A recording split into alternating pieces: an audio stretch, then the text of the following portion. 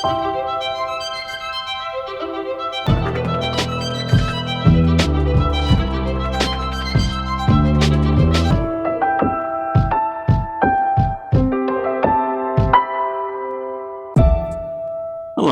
I am Professor Robert Allison from Suffolk University in Boston, and I'm going to be talking with you about the 3 worst presidents ever. Now, these weren't my choices. Every year or so, historians and others think about who were the best, who were the worst. They rate the 46 presidents. And over the last few years, 3 names have emerged at the bottom: Franklin Pierce, James Buchanan, and Andrew Johnson. So I'll be talking about what makes these 3, if they are, the worst in American history. So let's start with Franklin Pierce.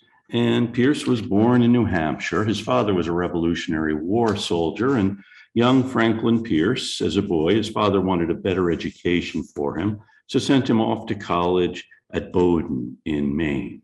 And there he made some good friendships. And one characteristic Franklin Pierce had over his life was the ability to make friendships. He was kind of an affable guy, also a heavy drinker, something that sometimes helps with friendships. Someone called him a pleasant non-entity. And one of his college friends was Nathaniel Hawthorne. Hawthorne also went to Bowdoin, and Hawthorne and Pierce become fast friends. And this will be something that will benefit both men in the long run. It gets Hawthorne appointed American consul in Liverpool, and Hawthorne also writes Pierce's campaign biography. So we have this extraordinary moment where you have the greatest American novelist writing a book about America's worst president. And of course, no one was better than Hawthorne at writing about tragedy. And as we'll see, Pierce's life had some extraordinary tragedy in it. Another friend he makes in college is a man named James Bradbury. And Bradbury goes on to become a senator from Maine. And it's Bradbury in 1852 at the Democratic Convention who gets Pierce nominated for president of the United States, a story we'll get to in a little bit. Pierce goes back to New Hampshire, and there he meets a young woman named Jane Means Appleton. And she is very much different from her husband. He is affable and cordial and loves social gatherings. She's quite a pious New Englander, a pious, serious New Englander. They marry, and their life is really marked by tragedy, as he's an aspiring congressman. He's elected to Congress and then elected to the United States Senate in the 1830s and early 1840s. He doesn't have a particularly distinguished congressional career, and their family life is really marked by difficulties. Their first child dies in infancy. They have another boy who dies at about the age of 2. And then they have one surviving son, Benny. And as you can see by this photograph, Mrs. Pierce dotes on her surviving son. And in 1842, she convinces her husband that he has to leave politics. He has to give up politics. It takes him too much away from the family. So Franklin Pierce leaves the Senate, goes back to New Hampshire to practice law. And he's a very good lawyer. He's very good at convincing a jury. He doesn't really study the law, but he studies the jurors. And he's very good in the courtroom in New Hampshire. Then in the mid-1840s, when the war with Mexico begins, Pierce volunteers and winds up serving as a general. He's wounded in the Mexican War, comes home. This does make him something of a war hero popular among other politicians back in New Hampshire practicing law. And this brings us to 1852. And Pierce is a Democrat. The Democrats, the party of Andrew Jackson and James K. Polk. And the other party, the Whigs, had nominated for president Winfield Scott, the general who had overseen much of the American war in Mexico. In 1848, the Whigs had nominated Zachary Taylor, the other hero of the war with Mexico. And now they're trying to do the same thing by nominating Winfield Scott. Now, the Democrats can't decide on who should be their candidate. There are 4 major contenders. One is Lewis Cass, senator from Michigan. And actually, he had been the Democrats' candidate in 1848. And another is James Buchanan, Secretary of State, senator from Pennsylvania, very able statesman. And he has strong support from Pennsylvania and other places.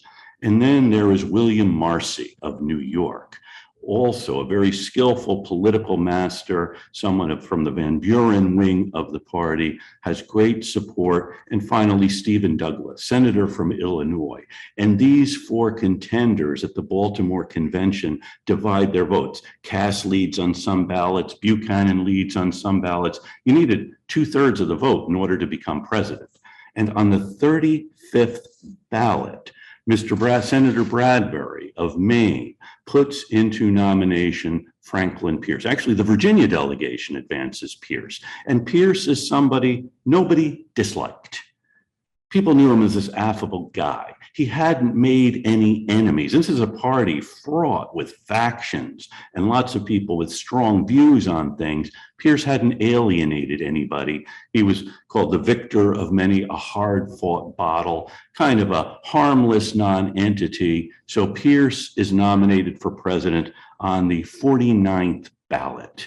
His running mate is William Rufus King of Alabama.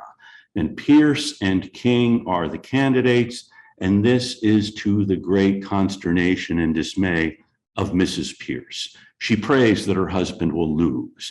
And in fact, there's a letter from their 10-year-old son, Benny, to his mother saying, "Mama, I hope Daddy loses. I don't want to live in Washington, and I know you wouldn't either." Really a touching plea from a child not to elect his father president, and from a wife who is really aghast. She thinks her husband, despite his promises to avoid politics, has been scheming behind their backs. Much to their chagrin, Pierce is elected. It's kind of a landslide. The popular vote is a little closer than the electoral vote, but Pierce, the guy who hadn't alienated anybody, does manage to become the elected president of the United States. And Mrs. Pierce is just devastated. Now, in an effort to cheer her up, her husband takes Jane and their son Benny on a trip to Boston. And just outside of Lawrence, Massachusetts, an axle on their train car breaks and their car goes down an embankment. You know, railroad accidents are fairly common, and there are only only one fatality in this train wreck, and that's Benjamin Pierce. Both parents watch as their son is killed in this train accident. And Mrs. Pierce takes this as a sign of divine judgment on her husband for having accepted the nomination, her for having allowed him to accept the nomination, and on the Democratic Party for putting a man so unqualified into the office of the presidency. This, as you can imagine, is going to cast a pall over the Pierce administration. In fact, the inauguration in March doesn't have any of the usual inaugural festivities. And Mrs. Pierce is going to spend the administration in mourning, much of it in her room, secluded in a room in the White House, writing apologetic letters to their dead son. So Franklin Pierce begins his administration with this heavy personal burden, and things really don't get any better for the Pierces or the nation. Pierce might have recognized how in over his head he was, and there are big issues pulling the nation apart. Probably the biggest one is the issue of slavery. Should slavery be, there's a fiery abolitionist movement. And the abolitionists are adamant that slavery is a moral wrong and should be abolished. Others, most people, recognize that the Constitution does not give the federal government power over slavery in the states. So those who are in politics and are opposed to slavery will say, we can't do anything about slavery in the states where it exists. But we can keep slavery from spreading into the federal territories, including the territories the United States acquired from Mexico. And even before that, back in 1820, Congress had said there won't be any slavery in the territory west of Missouri, in the territory now being organized as Kansas and Nebraska. This is a huge swath of territory from which Congress in 1820 had excluded the institution of slavery. Now, there is a problem here because you cannot have a government in these territories unless Congress authorizes it. And the chair of the Senate Committee on Territories is the senator from Missouri. And Missouri doesn't want the Kansas-Nebraska territory organized because the Missouri Compromise prohibits slavery in that territory. And about a third of the people in Missouri are actually enslaved. And Missouri's congressional representation knows that if Kansas becomes a free state or a free territory, then the enslaved people in Missouri will simply move west into this free territory. So they want to block Kansas from becoming a territory, which prevents Kansas from having a government, which also prevents any protection for a railroad, which Stephen A. Douglas wants to build through Kansas to get to the Pacific Ocean. You see a lot of complicated connections here. And so Douglas, in early 1854, Senator Douglas, presents a bill to Congress, the Kansas-Nebraska Act, which says slavery will be allowed in this territory if the people in the territory vote for it. Remember, Congress had said there won't be slavery in the territory. Now there will be if the people in Kansas vote for it. Well, who are the people in Kansas? What's going to happen is people from Missouri who want slavery in Kansas will go to Missouri. And in New England, a New England Emigrant Aid Society is started to go out to Kansas and make sure slavery is not allowed in Kansas. This is the beginning. Here we see a political cartoon of Douglas trying to charm all of these various snakes in Kansas over the issue of slavery. And here we see slavery being forced down the throat of a free soiler. That is, we will allow slavery in Kansas if the people vote for it. And I have to say, in American history, there are few more powerful ideas than that the people should vote for what they want. But here we have Douglas arguing that slavery could happen in Kansas if the people vote for it. It's really not up to Congress to decide. All of this is going to divide the nation and also really overwhelm Franklin Pierce. He sees the real danger in the Kansas-Nebraska Act as being twofold. One, he really doesn't like the abolitionists.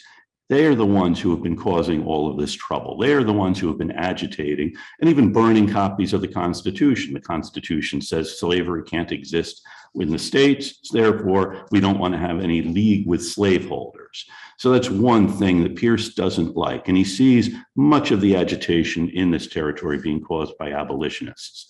Second, he worries if the Kansas-Nebraska Act fails, that's going to hurt the Democrats in the 1854 midterm elections. He is thinking politically, what will this do to the party if this act doesn't pass? The act does pass, the Democratic Party survives, the nation very nearly does not.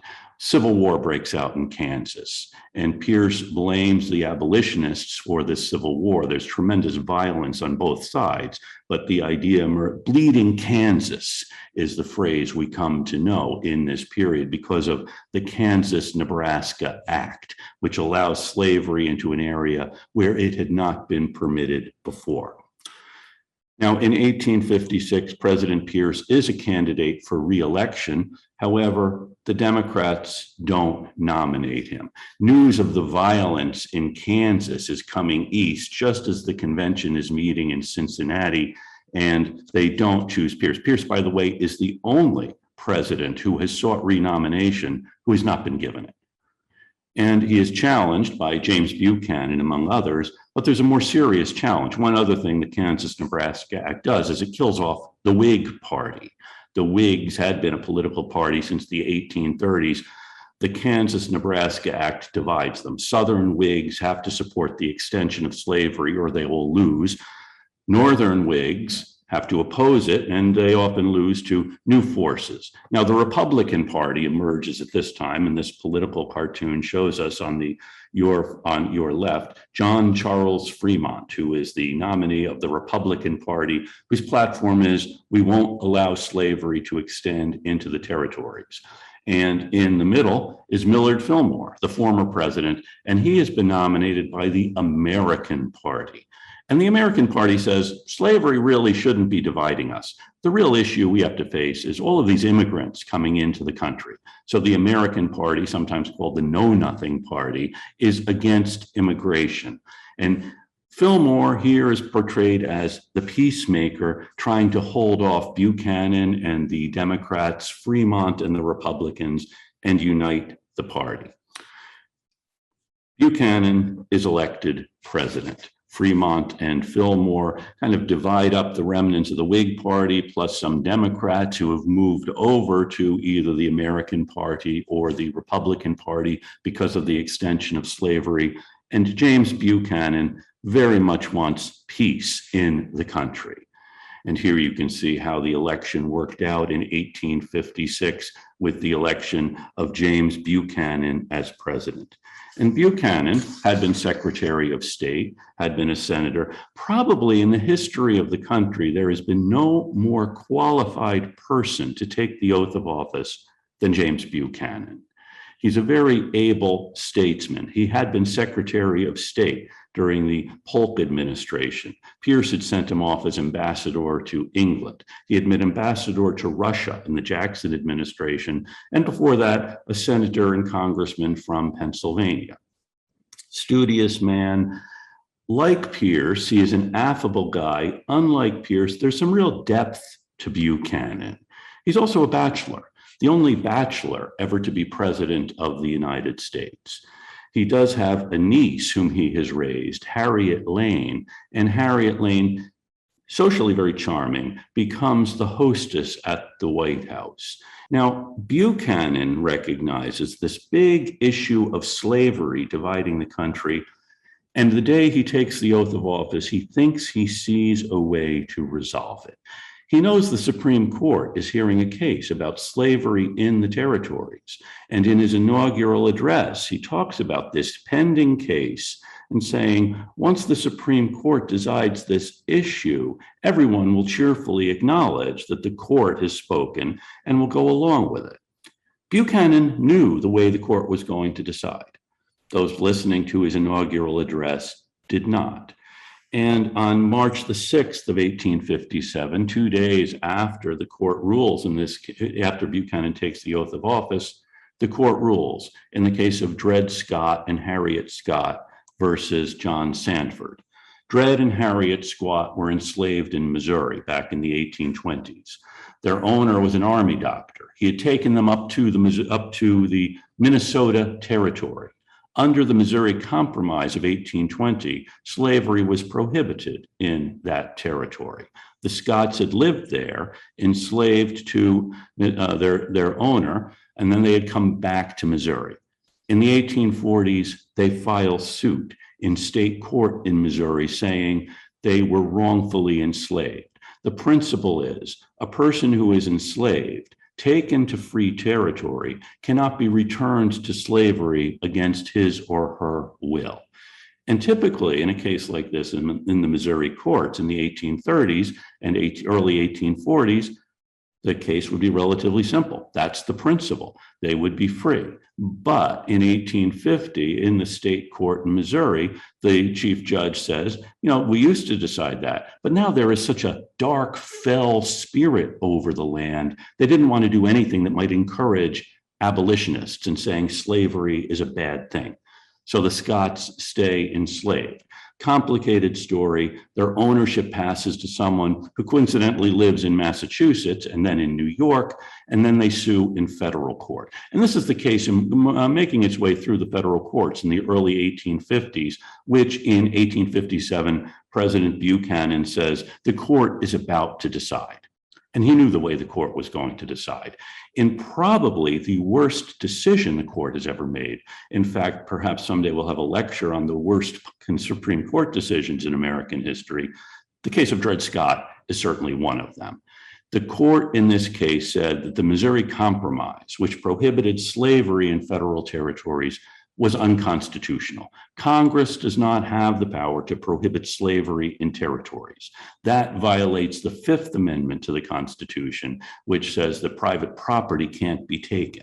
So the court says Congress did not have power over slavery in the federal territories, that the federal territories weren't the property of the United States, but of the states severally. The court goes further.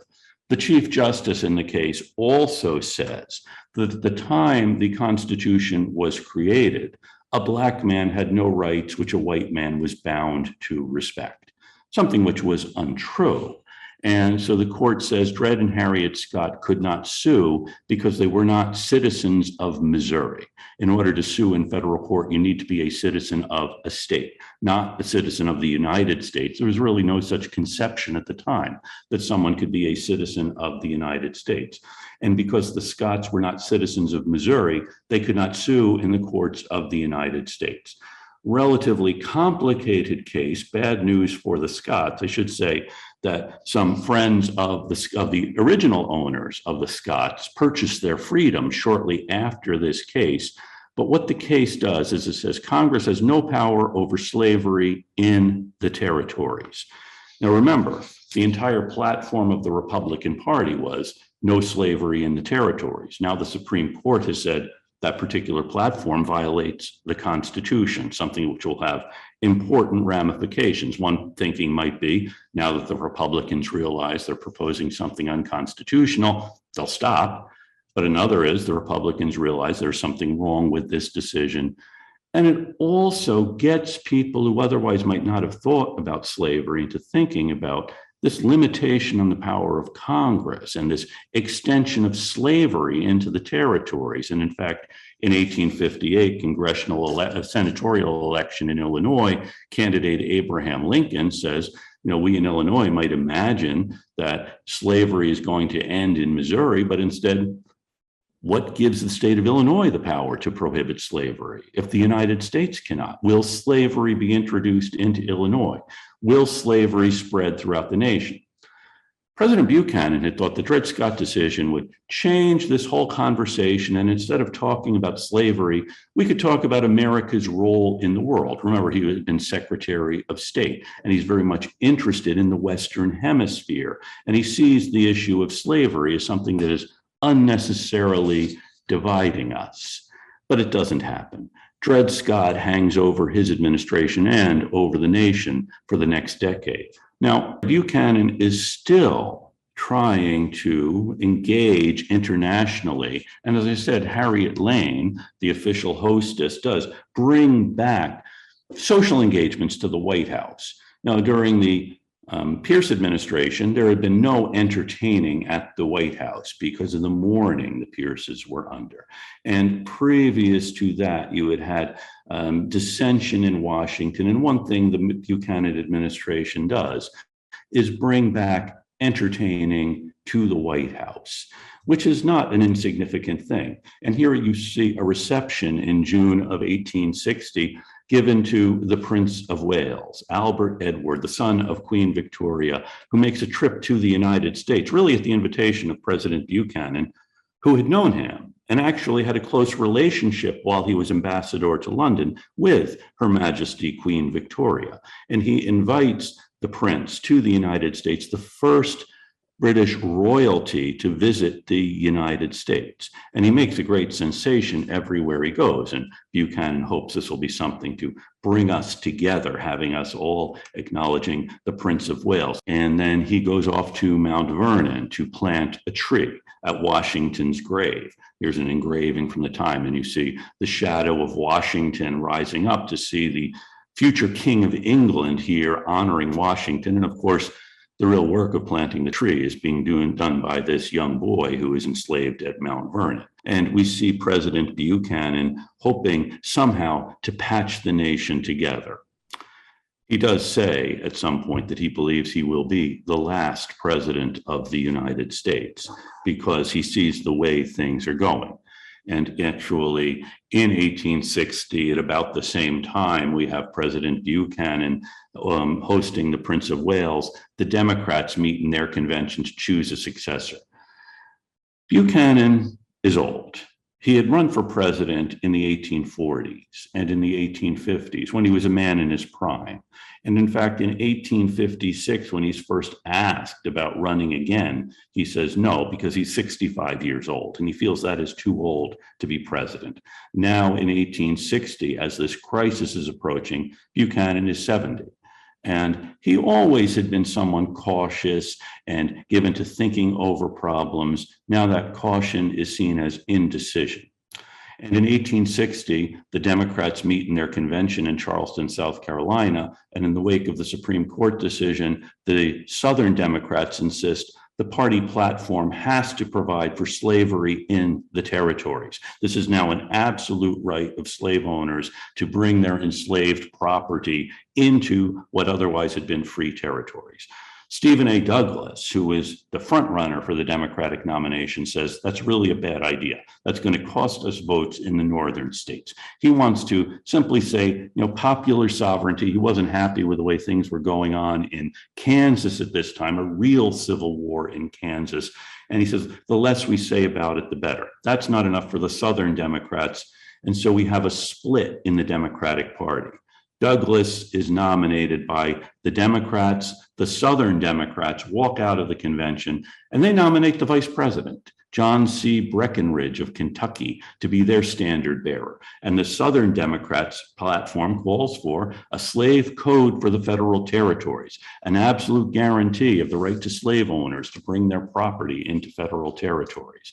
This splits the Democratic Party. Meanwhile, the Republicans have not gone away. They are not saying, okay, Dred Scott says our platform's unconstitutional, we'll go find something else to do. And they nominate Abraham Lincoln of Illinois, unsuccessful Senate candidate against Douglas in 1858. And fearing that the election of Lincoln, by the way, Lincoln is not going to be on the ballot in most of the southern states because the Republican platform to them is unconstitutional. And also knowing that Lincoln's election will lead Southern Democrats into leaving the Union, saying, okay, you're now advocating something that is unconstitutional. The people of the rest of the country have elected someone to advance this. Therefore, we take it that the Union is broken. Well, there's a fear that the Union will break. Douglas sees this. Now, it's unclear if Breckinridge sees it, but a lot of moderate folks do see it. And so they have a constitutional union party wanting to preserve the Constitution and the Union. And they nominate John Bell of Tennessee, former Speaker of the House. Vice presidential candidate is Edward Everett of Massachusetts. So you have a four-way race in 1860, which results in the election of Abraham Lincoln. And then, as Douglas had feared, Southern states begin to secede from the Union.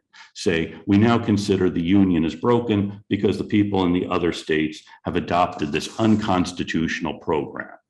Between November of 1860 and March of 1861, when Lincoln will take office, 8 Southern states call conventions and rescind their ratification of the Constitution.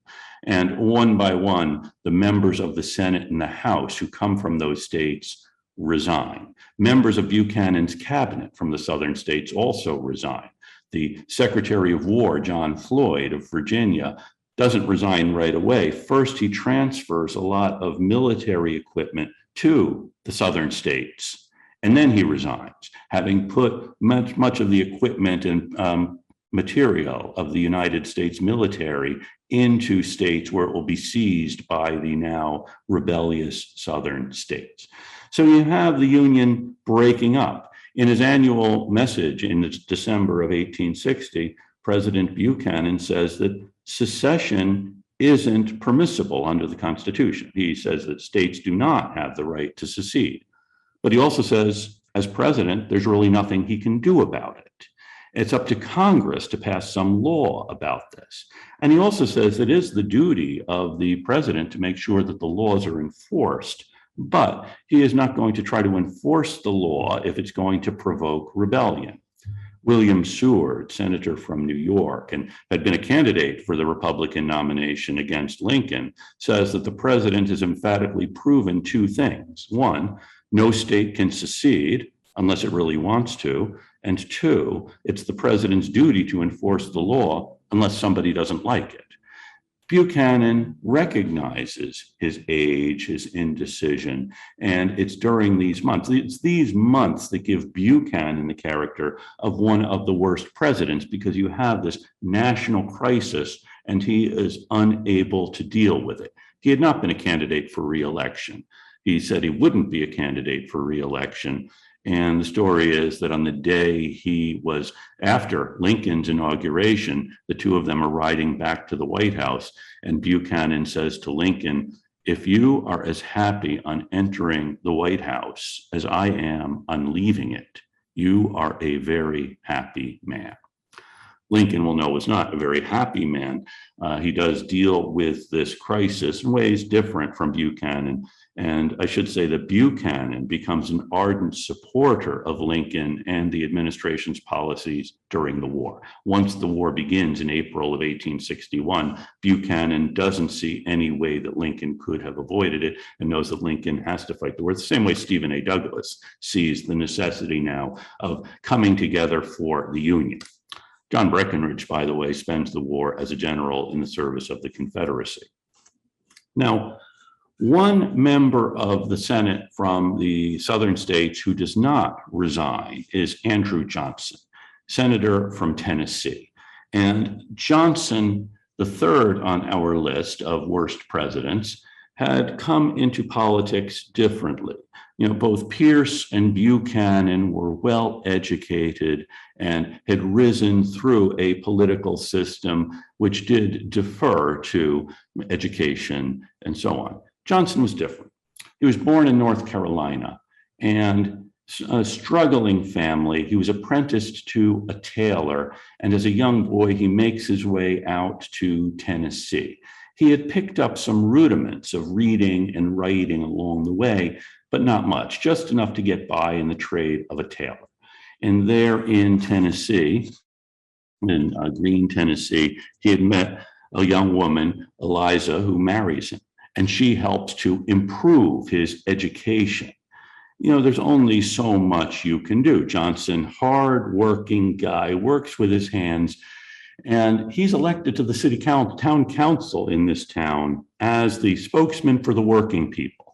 He really despises the Southern aristocracy, the slave owners, those who lorded over not only the enslaved people, but poor working guys like him. He's elected to the town council. Then in the 1830s, he's elected mayor, and then he's elected to Congress, serves in Congress with somewhat more distinction than our friend Pierce does. He's also a Democrat. Fierce Democrat, the party of Andrew Jackson, whom you recall was also from Tennessee. And so the Johnsons are balancing. He's still working as a tailor, and they have 5 children, their oldest daughter, Martha, and then a son, Charles, and then another daughter, Mary, and then a son, Robert, and finally, youngest son by about 18 years is Andrew Johnson Jr., who's called Frank. Now, the 2 daughters seem to do well. They marry well, are educated, refined, and in fact, Mary becomes a landowner in Texas and in Tennessee. Martha will become the keeper of the family flame after her parents' death. And in fact, one of her granddaughters into the 1960s will give tours of the Johnson homestead in Tennessee. And Johnson had not resigned from the Senate because he did not think states could secede from the Union. So he remains in Washington. Tennessee has seceded, but it still has a senator. Now, remember, the Lincoln administration does not recognize that the states have the power to secede from the Union. Instead, officially, the United States says that some rebels have taken control of the civil government in these places. These aren't legitimate governments there. These states have remained in the Union. Now, in 1864, when federal troops take control in Tennessee, in the central part of Tennessee, Johnson's from eastern Tennessee. In the central part of the state, Nashville, federal troops take control in 1864, and President Lincoln appoints Johnson to be the military governor of Tennessee. Lincoln's idea is we will reestablish civil government in these places using people who are from these places as a way of rallying others to them. And this is after the Emancipation Proclamation. The Emancipation Proclamation had not touched enslaved people in Tennessee, because by the time it is enacted in January of 1863, Tennessee is back under federal control. Johnson, as governor of Tennessee, says that doesn't matter. We're abolishing slavery in Tennessee, whether the Emancipation Proclamation acknowledges it or not. And there's really an extraordinary scene where Johnson in Nashville is at the governor's mansion, and a huge crowd of formerly enslaved people come to greet him. And Johnson looks out at them and says, reflecting on the storm of persecution and obloquy through which these people are going to pass, I wish that a Moses might arise who could safely lead them to the land of freedom and happiness. Johnson wanted to do away with slavery because he hated the Southern aristocrats, who for the most part now were traitors. And he said treason must be made odious and traitors punished. And one way to punish them is by freeing these enslaved people. In this speech, he mentioned some of the huge land holdings of some of these Tennessee slave owners, and says, why don't we divide up the 500,000 acres that Mr. X has and instead have 500 farmers there, or 5,000 farmers there tilling their land, farmers of every color. He wants to divide up their land. And now he's saying, looking at all these colored people, these African Americans who are serenading him, he wishes there was a Moses. And his speech is interrupted. You are our Moses, some people shout. And Johnson says, no, he can't be their Moses. He recognizes his own incapacities. And then they say, we want no Moses but you. Powerful moment here as Johnson says, humble and unworthy as I am, I will indeed be your Moses and lead you through the Red Sea of war and bondage to a fairer future of liberty and peace. It's this kind of idea. Here, Johnson is a Southern Democrat who is opposed to secession, is also opposed to slavery at this point. And President Lincoln in 1864, wanting to bring the nation together, drops his vice president, Hannibal Hamlin of Maine, and instead has Andrew Johnson of Tennessee. Lincoln doesn't run as the Republican, he runs as the National Union ticket. Lincoln and Johnson, and they win. They are overwhelmingly elected over the ticket of George McClellan, former Union commander. The Democrats say, the war's been a failure. Why don't we negotiate an end to it? Let the Southerners keep slavery, form their own country if they want. Lincoln and Johnson are adamant about keeping the Union together and ending slavery. Now, Inauguration Day does not go well for Andrew Johnson. He recognizes that, let's say this. Johnson was preoccupied with his work as governor of Tennessee. And he does ask Lincoln if he really needs to attend the inauguration. Lincoln says, yes, he does. And so Johnson, by the way, also is suffering from typhus, a fairly common illness at the time. And the principal treatment for typhus was to drink whiskey. And Johnson does. And he comes to Washington shortly before March the 4th. And on the morning of the inauguration, he's in the Senate clerk's office. He is exhausted, and he had been doing his treatment for typhus. And he asks the clerk of the Senate if he has any whiskey. And the clerk points him to a cabinet. And Johnson goes and very quickly throws down one tumbler of whiskey, then pours himself another and throws it down, and then goes to take his oath of office. And Johnson, in the Senate chamber, this is where vice presidents would give their inaugural remarks. In the Senate chamber, he says that he is a plebeian. He is not a highfalutin aristocrat. He's a plebeian, and he recognizes that his power comes from the people, and all power comes from the people. It's a speech unlike any which had been heard at an inauguration before. And then Johnson begins pointing to the members of the cabinet who are there. And he says, Secretary Seward, your power comes from the people. Secretary Wills, he says, your power comes from the people. And then he blanks on the name of the next guy. In a stage whisper, he says, what's the name of the Secretary of the Treasury? And tells him his power comes from the people. Similarly with the members of the Supreme Court. It's really quite a harangue about power coming from the people, which I can't say is wrong. It's the method in which he delivers it here.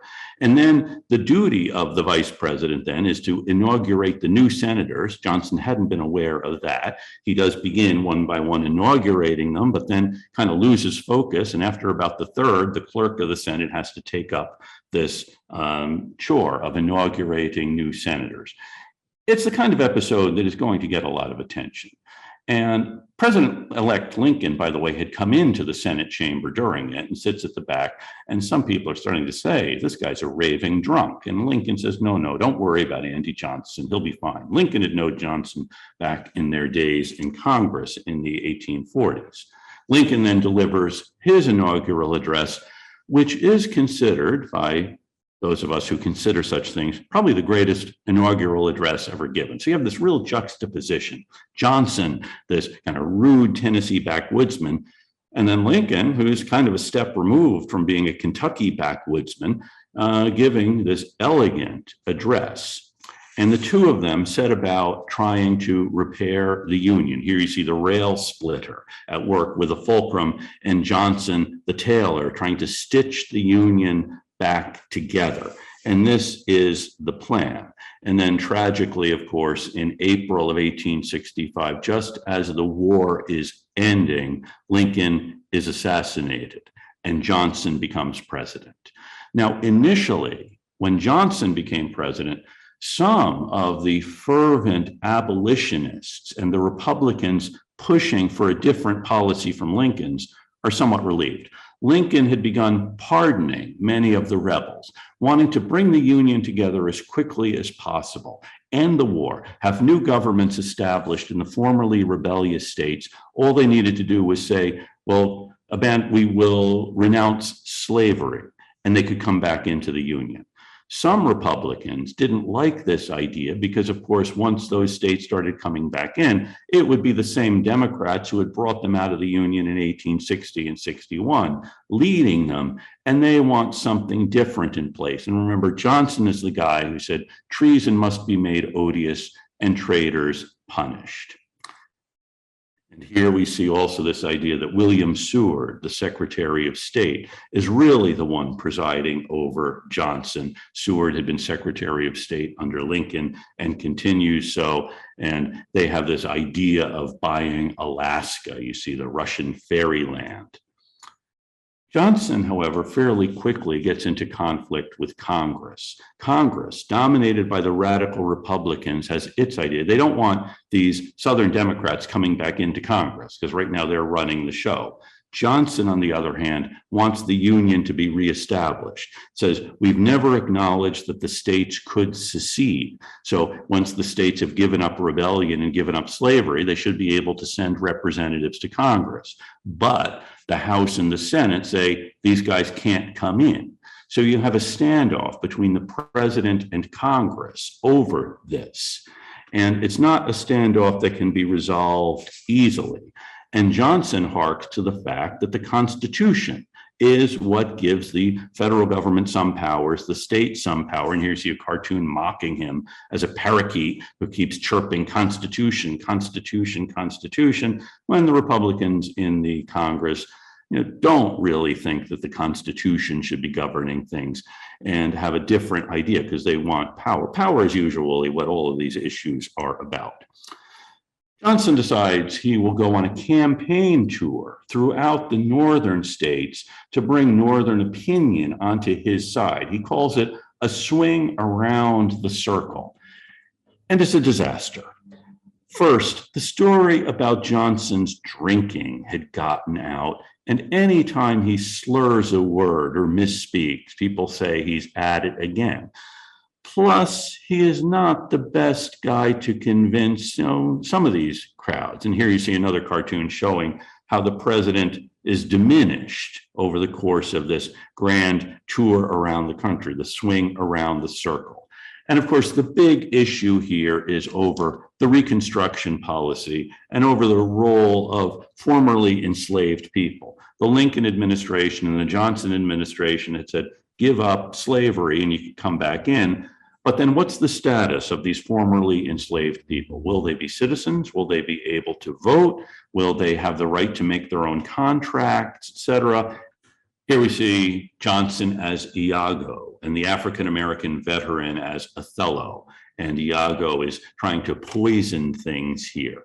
Johnson is making a pretty valid constitutional point, not about whether African-Americans should vote, but who is in charge of enforcing this? Johnson vetoes the Freedmen's Bureau bill that the Congress had proposed, which gives the United States, the Freedmen's Bureau is under the United States Army. This gives military officers the power in the southern states to oversee voting rights and so on. Johnson thinks having African-American soldiers enforcing the law in the southern states is going to precipitate trouble. There is a lot of trouble. In Memphis, in New Orleans, in other places, there's rioting by former Confederate soldiers against these Union soldiers in the Freedmen's Bureau and against African Americans generally. Johnson is pardoning former rebels. He's vetoing the Freedmen's Bureau bill. He also vetoes a civil rights bill. He and Congress are in this conflict, and the role of African Americans is part of it, but also the role of the president versus Congress and the role of the states in a constitutional system. Frederick Douglass had said that Abraham Lincoln had started out as Pharaoh and he became Moses. Andrew Johnson, Douglass said, started out as Moses and became Pharaoh. Lincoln had been an advocate for ending slavery and for enfranchising African Americans who had fought for the Union. Johnson is less certain about enfranchising African Americans, though he is certain about ending slavery. What will the status of the formerly enslaved people be?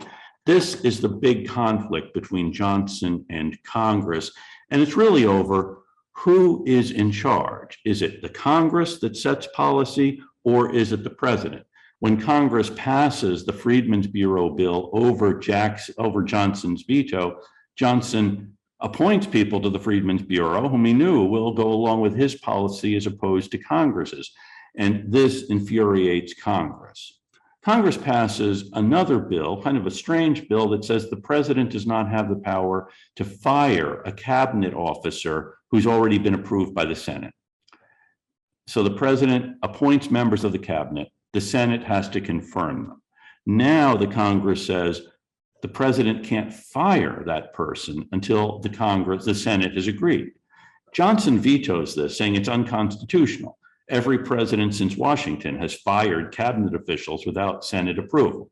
And the Congress, notwithstanding Johnson saying it's unconstitutional, passes it again. They have 2/3 of the vote, so they can do this.